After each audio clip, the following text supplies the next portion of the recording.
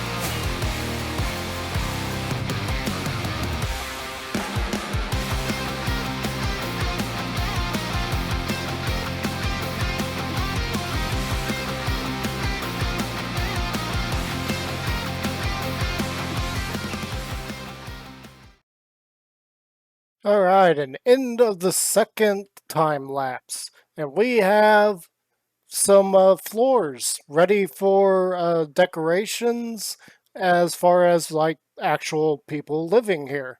And I do kind of like the way it turned out. I do love the white border in there. Kind of breaks it up a little bit.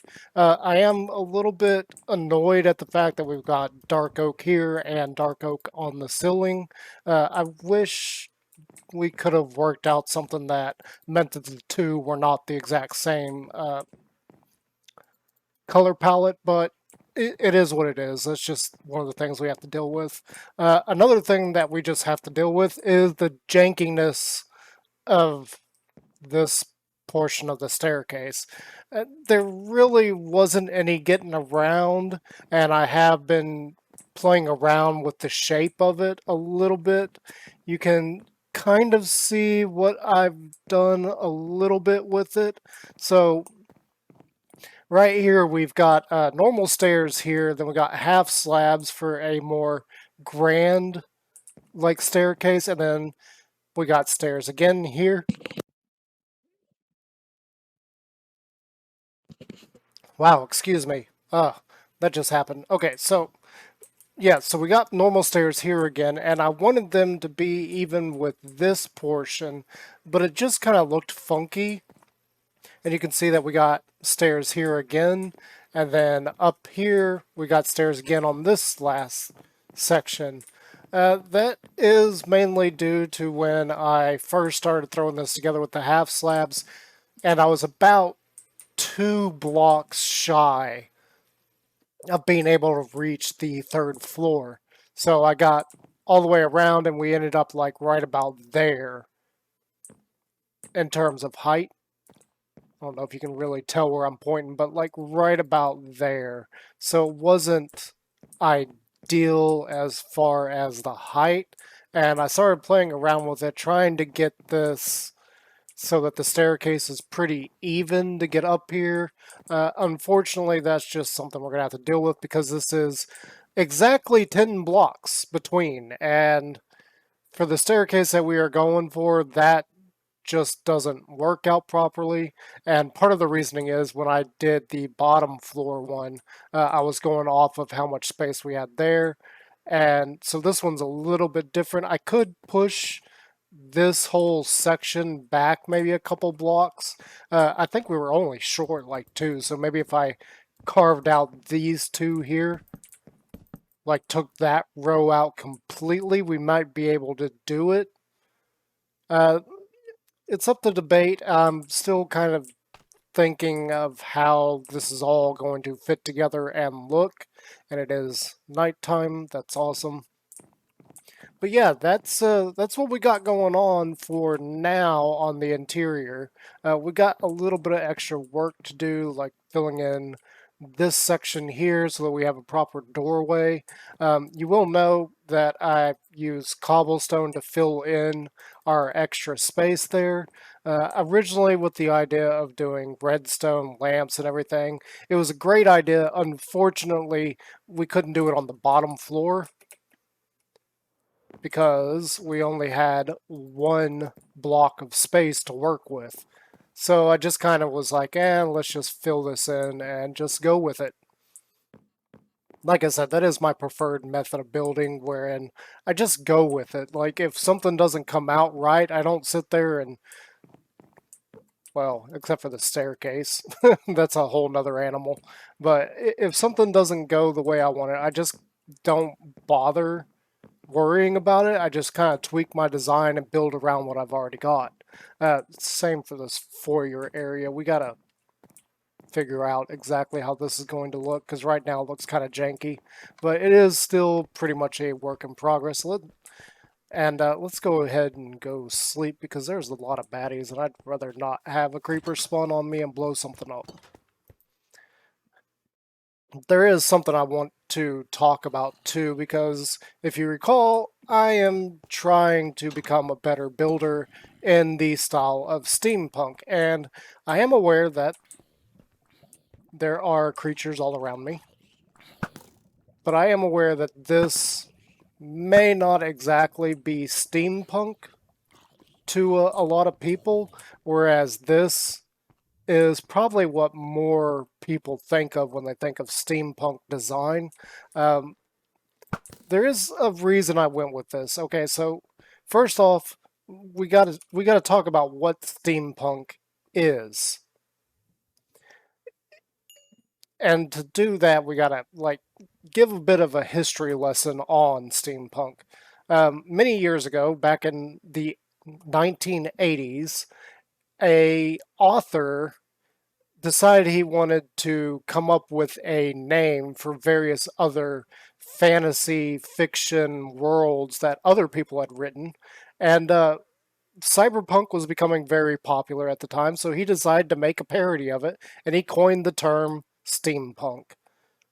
And a lot of those old authors, there are quite a few of them, they just had this style in their books that kind of fit, and that's kind of where we got the idea of what steampunk is. Most notably was H.G. Wells. A lot of his stuff was considered early steampunk, even before the term steampunk was thought up. But that pretty much went with anything at the time period that was Victorian era in style. So this building here that I've got is very Victorian era style. Now, as far as this is more of the high fantasy version of steampunk, and there are quite a few variations on steampunk.